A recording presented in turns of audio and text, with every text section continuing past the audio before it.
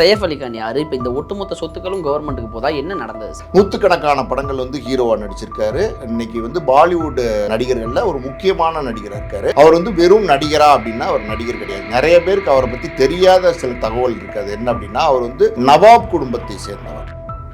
ட்ரிப்ளிகேன் ஐசோஸ்லாம் இருக்குது பார்த்தீங்களா, அந்த ஏரியாலெல்லாம் பெரிய அளவில் அவங்க சொத்து இருந்துச்சு. அந்த சொத்துக்களையெல்லாம் அவங்க அரசாங்கத்துக்கு கொடுத்துட்டாங்க. பல சொத்துக்களை அந்த நவாப் குடும்பம் அரசாங்கம் கொடுத்துட்டாங்க. அமிதுல்லா கானுக்கு 3 மகள்கள் இருக்காங்க. அந்த 3 மகள்ல அபிதா அப்படிங்கிறவங்க பாகிஸ்தான் போயிடுறாங்க. எதிரி சொத்து அப்படிங்கிற ஒரு இடத்தின் கீழே மத்திய அரசு இந்த சொத்துக்களை எடுத்துக்க முடியும், அவங்களுக்கு இதில் பங்கு இருக்கு அப்படிங்கிற அடிப்படையில் எடுத்தா கூட அவங்களுடைய பங்குகளை தான் எடுத்துக்க முடியுமா, இல்லை ஒட்டுமொத்த சொத்தும் பறிபோகுதா? அது எதிரி சொத்துன்னு சொல்லி மொத்தம் 5000 கோடி சொத்தையுமே எடுத்துருவாங்களா அப்படின்னா நிச்சயமா அதுக்கான வாய்ப்புகள் ரொம்ப ரொம்ப கம்மி. ஏன் அப்படின்னா சையஃப் அலி கான் மட்டும்தான் இங்க நீதிமன்றத்தை நாடி இருக்காரா அப்படின்னா சையஃப் அலி கான் மட்டும் இல்ல, அது நிறைய ஒரு பெரிய கேங்கே இருக்கு, ஒரு பெரிய கூட்டமே. அதாவது நவாப் ஃபேமிலியில இந்த வாரிசு அந்த வாரிசு நிறைய எல்லாருமே பாத்தீங்கன்னா இந்த சொத்து 5000 கோடி சொத்து இல்லையா, அதுல எங்களுக்கு பங்குண்டு எல்லாருமே கேட்டிருக்காங்க. இங்க முக்கியமா ஒரு விஷயம் என்னன்னா, மொத்தமா பாத்தீங்கன்னா ஒரு பெரிய நவாப் ஃபேமிலியே இந்த சொத்தை அடையணுங்கிறதுக்காண்டி சட்ட போராட்டம் பண்ணிட்டு இருக்காங்க. ஒரே நாள்ல ஒட்டுமொத்த சொத்தை இழக்கிறாரா? சமீபத்துல கத்தி குத்து அந்த ஒரு சம்பவம் நடந்தது, ஒருவேளை அதை இதோட ரிலேட் பண்றாங்களா? கத்தி குத்துல இருந்து முழுசா மீண்டுட்டாரு. இப்பெல்லாம் எந்த பிரச்சனையும் கிடையாது. அந்த கத்தி குத்து நடந்த போதே பாத்தீங்கன்னா இது திட்டமிட்ட தாக்குதலா, இந்த சொத்துக்காண்டி தான் இந்த கத்தி குத்து நடந்துச்சா அப்படிங்கிற மாதிரி எல்லாம் சில பேச்சுக்கள்லாம் இருந்துச்சு. பட் எது உண்மை எது பொய்ங்கிறது இது வரைக்கும் தெரியல. ஜார்ஜ் தாமஸ் ராணுவ நினைவுகள் மற்றும் போர்க்கலை 2 நூல்கள் வெளியீட்டு விழா. இடம் அன்பகம். நேரம் காலை 10 மணி, ஜூலை 20ஆம் தேதி. மதிய உணவு உண்டு. நுழைவு கட்டணம் ரூபாய் 100. இன்றே முன்பதிவு செய்யுங்கள். மக்களே அன்பு வணக்கம். இன்னைக்கு நம்மளோட ஆஸ்கர் மூவிஸ் ப்ரொடியூசர் மற்றும் சினிமா விமர்சகர் பாலாஜி பிரபு சார் இருக்காரு. சார் வணக்கம். வணக்கம்.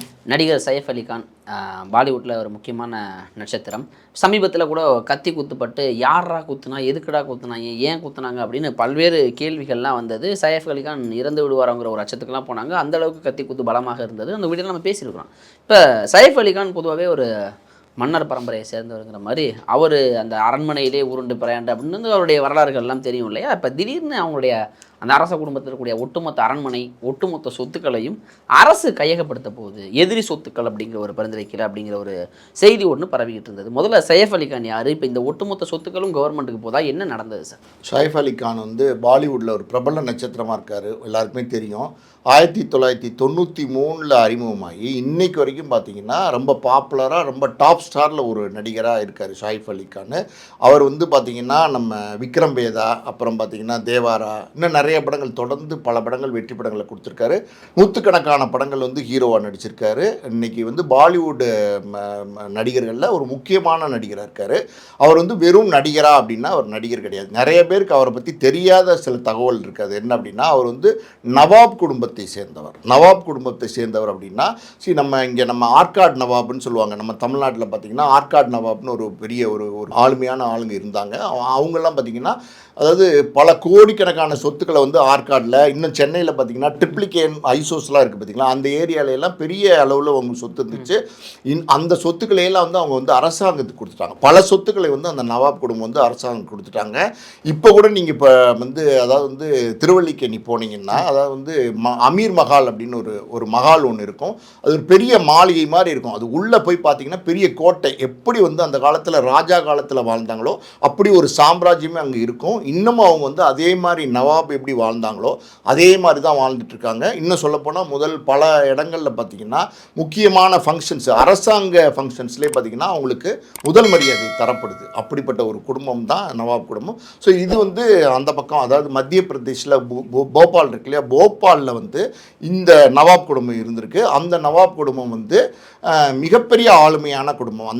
அந்த ஊர்லேயே பார்த்தீங்கன்னா பெரிய ஆளுமையான குடும்பம், பெரிய அரண்மனை. அதாவது அரண்மனைனா அதாவது நம்ம நினச்சி பார்க்க முடியாத அளவுக்கு பார்த்தீங்கன்னா ஒரு அரண்மனை, ராஜ வாழ்க்கைன்னு சொல்லுவாங்களா, அந்த மாதிரி வாழ்ந்தவங்க தான் அந்த நவாபு. ஸோ இந்த நவாபு உடைய ஃபேமிலி அங்கே போபாலில் இருக்காங்க. அவங்களுடைய அந்த ஃபேமிலியில் கடைசி நவாப் அப்படின்னா அது ஹமீதுல்லா கான் அப்படின்னு ஒருத்தர் தான் கடைசி நவாப். அவர் தான் கடைசி நவாபாக இருந்திருக்காரு. அவருக்கு ஒரு 3 வாரிசுகள் இருக்காங்க, பெண் வாரிசுகள் தான், ஆண் வாரிசுகள் அவருக்கு கிடையாது. அவருடைய முதல் மகள் பார்த்தீங்கன்னா இந்தியாவிலேருந்து பாகிஸ்தான் பிரிஞ்ச போது அவங்க போய் பாகிஸ்தானோட செட்டில் ஆகிட்டாங்க ஃபேமிலியோட.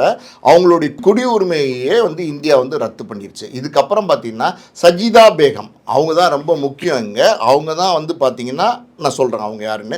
சஜிதா பேகம் வந்து 2வது மகள், அவங்க வந்து இந்தியாவிலே தான் இருக்காங்க. அப்புறம் 3வது மகள் ஒருத்தவங்க இருக்காங்க, அவங்கள பற்றின தகவல் பெருசாக இல்லை, அவங்களும் பார்த்தா இந்தியாவில் தான் இருக்காங்க. இந்த முதல் மகள் மட்டும் பாகிஸ்தானில் போய் செட்டில் ஆனதுனால அவங்களுடைய குடியுரிமையை ரத்து பண்ணிட்டாங்க, அவங்க இந்தியரே கிடையாது இப்போ. ஓகேவா? இப்போ இந்த சஜிதா பேகம் இருக்காங்க இல்லையா, நம்ம 2வது மகள், அவங்களுடைய மகன் தான் பார்த்திங்கன்னா பிரபல கிரிக்கெட் கேப்டனாக இருந்தார் இல்லையா, மன்சூர் அலிகான் பட்டோடி. மன்சூர் அலிகான் பட்டோடினா எல்லாருக்குமே தெரியும், மிகப்பெரிய ஒரு ஆளுமையாக இருந்தவர், மிகப்பெரிய ஒரு கேப்டன்ஷிப்போட வந்து வழி நடத்தினவர். அவர் வந்து ஒரு விபத்தில் ஒரு பந்து வந்து கண்ணில் பட்டு அவர் கண்ணே பார்த்தீங்கன்னா பார்வையே போயிடுச்சு மன்சூர் அலிகான் பட்டோடிக்கு. எல்லாருக்குமே தெரியும், பார்க்கும்போது ஒரு மாதிரி கண்ணு பொருத்தியிருப்பார் அவர். ஸோ இதெல்லாம் அவருடைய அடையாளங்களாக இருந்திருக்கு. அதுக்கு மீறி பார்த்தீங்கன்னா நமக்கு இந்தியாக்காண்டி விளையாண்டு பெரிய பேரும் புகழையும் தேடி தந்தவர் மன்சூர் அலிகான் பட்டோடி. இந்த மன்சூர் அலிகான் பட்டோடி யாரை திருமணம் செஞ்சுக்கிறார் அப்படின்னா, அதாவது வந்து ஷர்மிளா டாகூர்னு ஒரு நடிகை, அவங்க வந்து லேடி சூப்பர் ஸ்டார். அதாவது உங்களுக்கெல்லாம் தெரிஞ்சிருக்கிறதுக்கு வாய்ப்பில்லை, அந்த காலத்தில் வந்து மிகப்பெரிய, அதாவது வந்து அவ்வளோ அது கவர்ச்சி கண்ணி என்ன வேணால் சொல்லலாம், அத்தனை விதத்துலேயும் அவங்கள வர்ணிக்கலாம். அப்படி ஒரு பாப்புலர் இருந்தவங்க. ஆராதனான்னு ஒரு படம், அது நம்ம சென்னையிலே பார்த்திங்கன்னா 2 வருஷம் ஓடிச்சு, நம்புவீங்களா?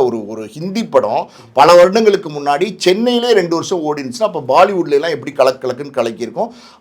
அவ்வளோ பேரும் புகழோடு இருக்காங்க, பாப்புலர் ஸ்டார். அவங்கள பார்த்தா அவங்க அதாவது வந்து கனவு கண்ணி, சூப்பர் ஸ்டார் என்ன வேணால் சொல்லலாம், அப்படிப்பட்ட ஒரு நடிகை. அவங்கள வந்து இந்த நம்ம கிரிக்கெட் மன்சூர் அலிகான் பட்டோடி வந்து காதலிச்சு திருமணம் செஞ்சுக்கிறார். ஓகேவா? இந்த காதலிச்சு திருமணம் செஞ்ச இந்த 2 பேருக்கும் ஷாயிஃப் அலிகான் மகனாக பிறக்கிறார். ஓகே, இதுதான் வந்து ஒரு சின்ன கதை. ஷாயிஃப் அலிகான் யாருங்கிறது, அந்த அதாவது வந்து இந்த எப்படி சொல்கிறது, இந்த கிரிக்கெட் பிளேயர்ஸை வந்து நடிகைகள் வந்து காதலிச்சு திருமணம் பண்ணுறதுங்கிறது அந்த காலத்துலேயும் இருக்குது, இந்த காலத்துலேயும் இருக்குது. இந்த காலத்தில் பார்த்திங்கன்னா விராட் கோலி வந்து பார்த்திங்கன்னா நம்ம அனுஷ்கா சர்மாவை வந்து திருமணம் செஞ்சார் இல்லையா, அவங்களும் ஒரு பாப்புலரான ஒரு பாலிவுட் நடிகை. அந்த மாதிரியான ஒரு விஷயந்தான். இப்போ இந்த இடத்துல இந்த குடும்பத்துக்கு கிட்டத்தட்ட 15,000 கோடி சொத்து. 15,000 கோடி சொத்து எப்படிடா வந்துச்சு அப்படின்னா, அந்த நவாபு ஃபேமிலியோட சொத்து, அந்த போபால் நவாபுக்கான சொத்துக்கள் வந்து 15,000 கோடி இன்னமும் இருக்குது. இந்த சொத்து இன்றைக்கி வந்து 15,000 கோடி மதிப்புள்ள சொத்து. இந்த சொத்து இப்போ பார்த்தீங்கன்னா யாரை போய் சேரணும் அப்படின்னா ஷாயிஃப் அலிகானை போய் சேரணும். ஷாயிஃப் அலிகானை பற்றி தனியாக சொல்லணும்னா, சமீபத்தில் நீங்கள் சொன்ன மாதிரி ஒரு கத்தி குத்து எல்லாம் நடந்துச்சு, ரொம்ப பிரச்சனையெல்லாம் வந்துச்சு. அவர் அந்த நேரத்தில் வந்து பிரபலமாக பேசப்பட்டார். அதாவது வந்து ஒரு பாலிவுட் நடிகர், அப்புறம் இந்திய லெவலில் வந்து பிரபலமாக பேசப்பட்டார் அந்த காலத்தில். அவர் வந்து முதல்ல ஒரு மனைவியை திருமணம் செஞ்சுருக்காரு. அந்த மனைவிக்கு ஒரு பையன் இருக்கான். அதுக்கப்புறம் பார்த்தீங்கன்னா 2வது மனைவியாக கரீனா கபூர், பிரபல நடிகை. அந்த 2வது மனைவி கர்னா கபூரை திருமணம் செஞ்சு 2வது மனைவி கர்னா கபூருக்கு 2 குழந்தைங்க இருக்குது. ஸோ இந்த மாதிரி இவங்களுடைய வாழ்க்கை இப்படி இருக்குது. ஸோ இவர் இந்த சொத்துக்கு உரிமையாளரா அப்படின்னா ஆமாம், அவர் தான் உரிமையாளர். அது நான் சொன்னேன்ல, இந்த வம்சாவளி பார்த்தீங்கன்னா இது கடைசியாக வந்து இன்றைக்கி இருக்கிற இந்த வாரிசு, இந்த குடும்பம் என்ன, ஷாயிஃப் அலிகானுக்கு தான் இந்த 15,000 சொத்துக்களும் போய் சேரணும். ஸோ இப்போ இந்த இடத்துல பார்த்தீங்கன்னா சில சட்ட சிக்கல்கள் இருக்குது. அதான் சார், இப்போ ஹமீதுல்லா கானுக்கு 3 மகள்கள் இருக்காங்க. அந்த 3 மகளில் அபிதா அப்படிங்கிறவங்க பாகிஸ்தான் போயிடுறாங்க, குடியுரிமை ரத்து செய்யப்படுது. பிறகு சஜிதா இருக்காங்க, அவங்களுடைய வம்சாவளியில் வந்தவர் தான் சைஃப் அலி கான்.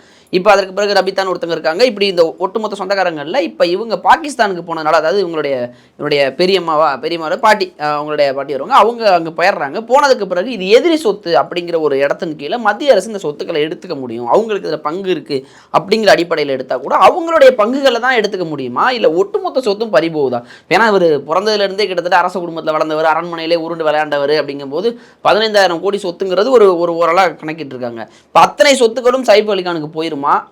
என்ன நிலமா சார்? இப்போ இந்த சஜிதா பேகம், அதாவது வந்து மன்சூர் அலிகான் பட்டோடியோட அம்மா இருக்காங்கல்ல, அவங்களுடைய அக்கா, அவங்க வந்து பாகிஸ்தானில் செட்டில் ஆனதுனால இந்த சொத்துக்கள் வந்து அவங்க வந்து விட்டுட்டு போயிட்டாங்க, அப்படியே விட்டுட்டு போயிட்டாங்க. அவங்க வந்து பாகிஸ்தானில் செட்டில் ஆனதுனால இது வந்து எதிரி சொத்தாக வந்து இங்கே வந்து கன்சிடர் பண்ணுறாங்க. இங்கே வந்து இது வந்து எதிரி சொத்து, அதனால் இந்த சொத்தை வந்து அரசாங்கமே எடுத்துக்கணும் அப்படிங்கிற மாதிரியான ஒரு வழக்கு வந்து நீதிமன்றத்தில் போயிட்டுருக்கு. இந்த வழக்கை எதிர்த்து ஷாயிஃப் அலிகான் வந்து நீதிமன்றத்தை நாடி இருக்காரு. நீதிமன்றத்தை நாடி இப்போ சட்ட போராட்டங்கள் நடந்துட்டுருக்கு. இப்போ இவர் ஷாயிஃப் அலிகான் மட்டும்தான் இங்கே வந்து நீதிமன்றத்தை நாடி இருக்காரா அப்படின்னா, ஷாயிஃப் அலிகான் மட்டும் இல்லை, அது நிறைய ஒரு பெரிய கேங்கே இருக்குது, ஒரு பெரிய கூட்டமே. அதாவது வந்து நவாப் ஃபேமிலியில் வந்து இந்த வாரிசு அந்த வாரிசு நிறைய அதெல்லாம் அதெல்லாம் நம்ம பேசணும்னா பல டீட்டெயிலுக்குள்ளே போக வேண்டியிருக்கும். எல்லாருமே பார்த்தீங்கன்னா இந்த சொத்து 15,000 கோடி சொத்து இல்லையா, அதில் வந்து எங்களுக்கு பங்குண்டு, எங்களுக்கு பங்குண்டு, எங்களுக்கு பங்குண்டுன்னு எல்லாருமே கேட்டிருக்காங்க. இப்போ இங்கே முக்கியமாக ஒரு விஷயம் என்னென்னா, இப்போ சஜிதா பேகம் இருக்காங்களா, அவங்களுக்கு ஒரு தங்கை இருக்காங்கல்ல, அவங்க இந்தியாவில் தான் இருக்காங்க. ஸோ அவங்களுடைய வாரிசுகள், அவங்களுடைய குடும்பம்னு ஒன்று இருக்குல்ல, அவங்களும் வந்து கேட்டிருக்காங்க. ஸோ மொத்தமாக பார்த்தீங்கன்னா ஒரு பெரிய நவாப் ஃபேமிலியே வந்து இந்த சொத்தை அடையணுங்கிறதுக்காண்டி சட்ட போராட்டம் பண்ணிட்டு இருக்காங்க. இந்த இடத்துல நீங்கள் கேட்டிங்கல்ல, அதாவது எதிரி சொத்துன்னு சொல்லி மொத்தம் 15,000 கோடி சொத்தையுமே வந்து எடுத்துருவாங்களா அப்படின்னா நிச்சயமாக அதுக்கான வாய்ப்புகள் ரொம்ப ரொம்ப கம்மி. ஏன் அப்படின்னா இப்போ வந்து ஒருத்தர் தான் வந்து பாகிஸ்தானில் போய் செட்டில் ஆகிட்டாரு. அதாவது வந்து 3 வாரிசு, ஹமீதுல்லா கானுடைய 3 பெண் வாரிசுல ஒரு வாரிசு மட்டும் தான் பாகிஸ்தானில் செட்டில் ஆகிருக்காங்க. மற்ற 2 வாரிசுகள் வந்து இங்கே தான் இருக்காங்க. அப்படின்னும் போது இவங்கெல்லாம் ஒரு இந்திய பிரஜையாக தான் இருக்காங்க. ஸோ இந்த சொத்தில் வந்து இவங்களுக்கும் பங்கு இருக்கு இல்லையா, அவங்களுக்கு மட்டும் பங்கு கிடையாது. ஸோ இவங்களுக்கும் பங்கு இருக்குன்னும் போது நிச்சயமாக வந்து மொத்த சொத்தையுமே வந்து எதிரி சொத்தாக சொல்லி அதை மொத்தையுமே வந்து கவர்மெண்ட் எடுத்துக்கிறதுக்கான வாய்ப்பே கிடையாது. இதுக்கு இந்த சொத்துல இவங்களுக்கு உள்ள பங்கு வந்து நிச்சயமாக பிரித்து கொடுக்கப்படும். ஆனால் என்ன பிரச்சனைன்னா ஒரு பெரிய கூட்டமே இருக்காங்க நான் சொன்ன மாதிரி. அதனால் பார்த்தீங்கன்னா இந்த சொத்து பிரியும் போது பெரிய லெவலில் பிரிஞ்சு சின்ன சின்ன அமௌண்ட்டாக ஒவ்வொருத்தவங்களுக்கு வரும்.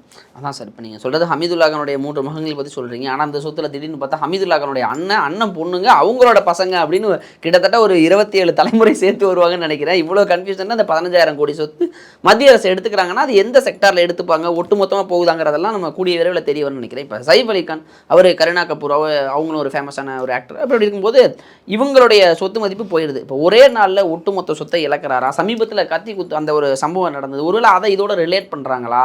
என்ன நடந்தது? அவர் இப்போ வந்து மீண்டுட்டாரா? முதல்ல கத்தி குத்துலேருந்து முழுசாக மீண்டுட்டார். இப்போல்லாம் எந்த பிரச்சனையும் கிடையாது. அந்த கத்தி குத்து நடந்த போதே பார்த்தீங்கன்னா, அதாவது வந்து இது வந்து திட்டமிட்ட தாக்குதலா, இந்த சொத்துக்காண்டி தான் இந்த கத்தி குத்து நடந்துச்சா அப்படிங்கிற மாதிரியெல்லாம் சில பேச்சுக்கள்லாம் இருந்துச்சு. பட் எது உண்மை எது பொய்ங்கிறது இது வரைக்கும் தெரியல. ஆனால் அந்த கத்தி குத்து நடந்தது வந்து ஒரு திருட்டுக்காண்டி நடந்த ஒரு கத்தி குத்து தான். கிட்டத்தட்ட அதாவது வந்து பல அடிக்கு மாடியில் மும்பையில் ஒரு மைய பகுதியில் முக்கியமான பிரபலங்கள் எல்லாருமே அங்கே இருக்காங்க. ஸோ அதுக்கு அந்த இடத்துல பார்த்தீங்கன்னா சித்திக் லால்னு நினைக்கிறேன் ஒரு தயாரிப்பாளர் கூட அங்கே வந்து சுட்டுக் கொல்லப்பட்டார். அந்த ஏரியா பார்த்தீங்கன்னா எப்போவுமே பதட்டமான ஒரு சூழ்நிலையில் இருக்குது. பீச் ஓரமாக இருக்கிற ஒரு எப்படி சொல்கிறது, மிகப்பெரிய பணக்காரர்கள் செல்வந்தர்கள் வாழக்கூடிய ஒரு இடமா இருக்குது. அதாவது ஹைலி செக்யூர்டு பிளேஸ். இன்றைக்கி பார்த்தீங்கன்னா தெருவில் எல்லா இடத்துலையுமே வந்து சிசிடிவி கேமரா வந்துச்சு. நம்ம தமிழ்நாட்டை எடுத்துக்கிட்டிங்கன்னா கூட சந்து புந்தில் கூட இப்போ வந்து சிசிடிவி கேமரா வந்துச்சு. அப்படி இருக்கும்போது அங்கே எல்லாமே நிச்சயமாக இருந்திருக்கும். ஆனால் அங்கே என்ன சொல்கிறாங்கன்னா அந்த வழக்கை பொறுத்த வரைக்கும் அங்கே அந்த அந்த அந்த அப்பார்ட்மெண்ட்டில் சிசிடிவி கேமராவே ஒர்க் பண்ணலை அப்படின்லாம் சொல்கிறாங்க. பட் என்ன நடந்துச்சுன்னு தெரில. ஆனால் அந்த சிக்கல் இருந்ததா அந்த கத்தி குத்துலேருந்து முழுசாக குணமடைஞ்சு வந்து சைஃப் அலி கான் வெளியில் வந்துட்டார். ஸோ இப்போ இந்த இடத்துல வந்து இந்த சட்ட போராட்டம் வந்து இருக்குது பார்த்தீங்களா, அது வந்து நிச்சயமாக தொடர்ந்து நடத்துவார். நம்ம சொல்ல வர்றது ஒரே ஒரு விஷயம் என்ன அப்படின்னா, மொத்த சொத்துக்களையும் எதிரி சொத்துக்களாக சொல்லி எடுத்துக்கிறதுக்கு வாய்ப்புகள் ரொம்ப ரொம்ப கம்மி. நிச்சயமாக இவங்களுக்கு உள்ள பங்கு இவங்களுக்கு கிடைக்கும். அது எப்போ என்னன்னு தெரியாது. இப்போ நீங்கள் சொன்னீங்கல்ல இவரோட அண்ணன் அவரோட அண்ணன் பையன் இது சொத்துன்னு வரும்போது கிட்டத்தட்ட 15,000 கோடி சொத்துன்னு வரும்போது எல்லாருமே வருவாங்க. நான் இருக்கேன், எனக்கும் இதில் உரிமை உண்டு, நானும் ரத்த சொந்தம் தான், இப்படியான கனெக்டெல்லாம் எல்லா பக்கத்துலேருந்து வரும். பல முகத்துலேருந்து இந்த கனெக்ட் வந்து இப்போ கோர்ட்டை வந்து எங்களுக்குள்ள பங்கை கொடுங்க அப்படின்னு கேட்டுக்கிட்டு இருக்காங்க. ஸோ வந்து நிச்சயமாக வந்து இதில் வந்து சைஃப் அலி கான் வெற்றி அடைஞ்சு அவருடைய பங்கு, நான் சொன்னேன்ல இது பெரிய கூட்டம், அந்த கூட்டத்தில் அவருக்கான ஒரு பங்குன்னு இருக்குல்ல, அது நிச்சயமாக கிடைக்கும். அதற்கான பங்கு 100 பிரிச்சா கூட 150 கோடி வரும். இல்லை அது சொல்ல முடியாது. 15,000 கோடி சொத்தாக இருந்தால் கூட கிட்டத்தட்ட 40,000 பேர் பங்குக்கு வந்தாங்கன்னா என்ன பண்ணுறது?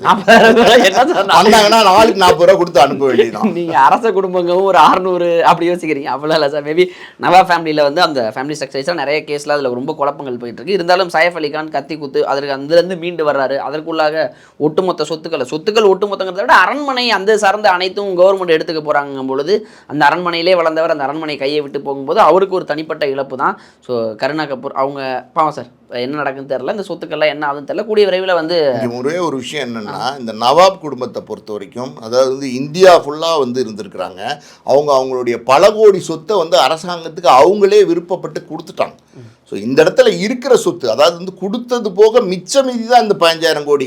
இந்த 15,000 கோடிக்கு இத்தனை போட்டி சார். அந்த காலத்தில் ஏன் விட்டுலாம் எல்லாத்தையும் அள்ளி போட்டுக்கிட்டு தான் போட்டு வச்சுருந்தாங்க. எனிவே சார், பொறுத்து பார்ப்போம் இந்த சொத்துக்களில் எவ்வளோ அவருக்கு கிடைக்குது அப்படின்ட்டு. அதான் கிட்டத்தட்ட ராஜா மாதிரி வந்து ராஜா பகூத் மாதிரி இருந்தார் சார். எல்லாத்தையும் பிடிங்கிட்டு ஒரே நைட்டில். அவர் இப்பயும் ராஜா மாதிரி தான் இருக்கார். அவருக்கு என்ன குறை? இருக்கிறதுலே முக்கியமான தமிழ்நாட்டுக்கு பேசினேன் சார், அதையும் கெடுத்துருக்காங்க சார். நேரம் கொடுத்ததற்கு நன்றி சார். நன்றி.